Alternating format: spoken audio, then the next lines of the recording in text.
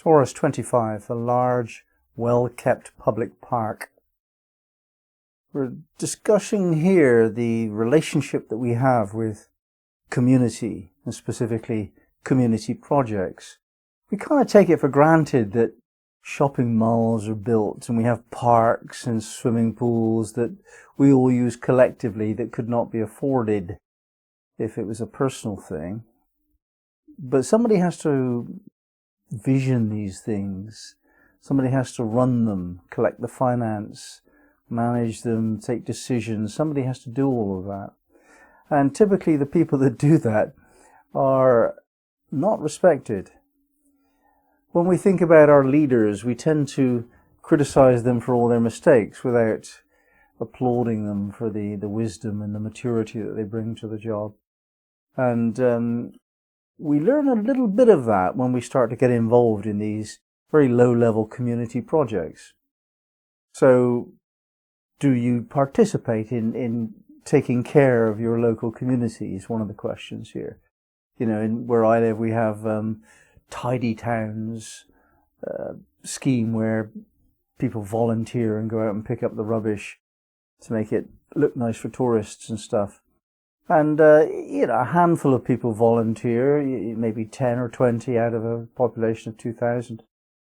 It's a very small number of people that do this. And a very much smaller number who actually take on the burden of managing these projects. And that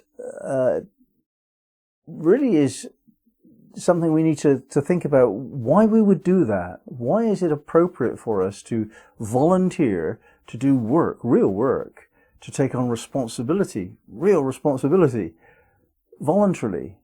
What's in it for us? Well, there's a lot in it for us. And if we actually follow kind of a spiritual philosophy on this question, it's very helpful indeed. First of all, we can see that we develop skills and contacts and understandings. We learn a lot by whatever we do. So the opportunity to do something in service is an opportunity to learn more. And also to form really special relationships. Typically people that do this kind of work are in keeping with each other. They're empathic. They like each other because they all see that the others are volunteers in service. And so there's this sense of rapport. There's another more mystical explanation though, and I love this one. When I learned this one many years ago, it just made my life so much easier. A breakthrough of consciousness occurred when I understood this, that it is impossible to work without eventually getting paid for your work. It just can't happen. It would upset the cosmic balance for that to be possible. Now, you might not get paid in cash, you probably won't be. You might not get paid immediately, you probably won't be. But eventually, in this life, or the next, we could say, you're going to get back whatever it is you give out. You must, because that's the nature of cosmic law. And when I understood this came from Gurdjieff, actually, Meetings with Remarkable Men, as I remember. When I understood this, then it made it so much easier for me to serve, to do what I was inclined to do, to help out, to be helpful, without ever wondering whether I was going to get paid, knowing full well that I must. Not that I will, or I could, or I might, that I must. It makes it so much easier then to be a volunteer. But this particular Sabian symbol is not so much about that question of what you get from volunteering.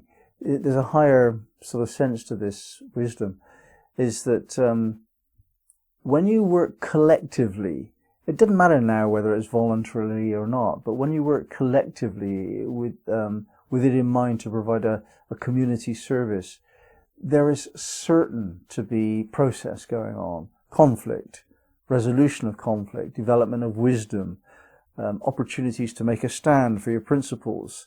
All of this comes when we rub together with other people, and sometimes it's frictional, and sometimes it's just a way to find harmony, and that process of involvement in life is something that people often avoid.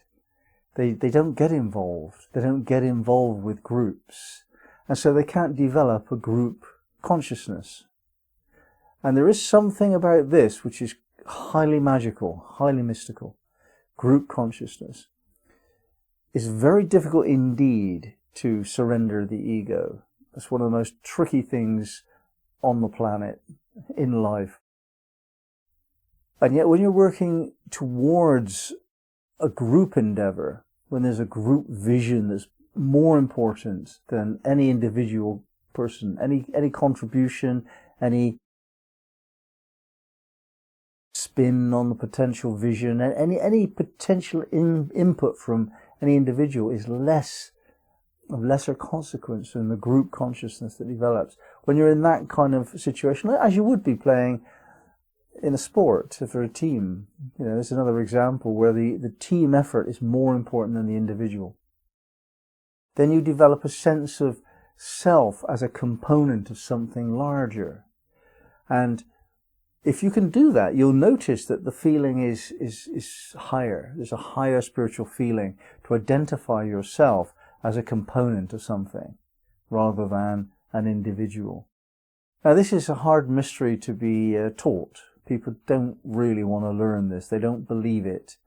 You have to experience it. You have to actually feel one with the team into group consciousness in order to understand that it's actually a much more profound, wholesome feeling than any pride of ego that you might have. Now, when you have this sense of a group endeavor, inevitably you're going to have some leadership questions. Do we need a leader? Can we cope without a leader? Well, a group that can actually cope without a leader is an extraordinary one, a very highly developed group indeed. It's possible, but it's unusual. We're not there yet, really, in terms of individual consciousness to operate instinctively, intuitively, correctly as a group unless there's some leadership. And as soon as you have leadership in any situation, then you've got issues. Typically, almost always, the leader is scapegoated. We blame the leader for failing or doing things differently from how we think they should be done, really. And this blame guilt thing, this scapegoating, this martyring, this self-sacrifice thing, which is so much discussed because we're in the Christian era still, this needs to be looked at differently. We have to look very carefully at this question. Once again, I refer to a book that I read many years ago, Right Use of Will, Sean Rowan, I think it's called. Blame and guilt are always wrong. They always create a worse result if you use them. So whenever we scapegoat somebody else, whenever we blame anyone, we're making a mistake. Whenever we feel scapegoated, then something's wrong. We have to deal with that. We must not let that happen. Guilt and blame must be excluded from our energetic system. They're just wrong energies. They're just poison, really. So when we enter a group project where there's a leader, we're tested to see how well we can take responsibility for our own feelings about the difference between how we would do things and how the leader has decided they should be done. Very tempting to be critical to the point of blame. We must resist that temptation. And if you actually, as you almost certainly do, take on a group project in the role of a leader, most of us are responsible for several people at a time, now and again, even if it's only in a family context. So if you're the group leader, then you have to make sure that this whole question of blame and guilt, responsibility, and so on is dealt with a certain degree of consciousness. And it's one of the biggest challenges there is, how to lead without being victim or bully. Very tricky, very tricky.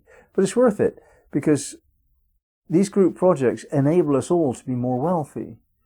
We have swimming pools and public parks and other communal resources that we couldn't have if we didn't manage to organize ourselves collectively. And this is the process of developing civilization. The evolution of civilization is in response to this wisdom that we get more if we act together. We can protect ourselves from harm. We can enhance our communal wealth. We can bind ourselves together socially and have theatres and opera houses and football competitions and so on, because we're acting as a group. It's well worth it. It's just a very tricky process to move yourself from individual consciousness, in other words, ego, to group consciousness. Because if you go in that direction further and further and further, expanding the size and depth of the group that you relate to, eventually you get to the supreme level of consciousness. That's what God is. It's the group consciousness of all and everything.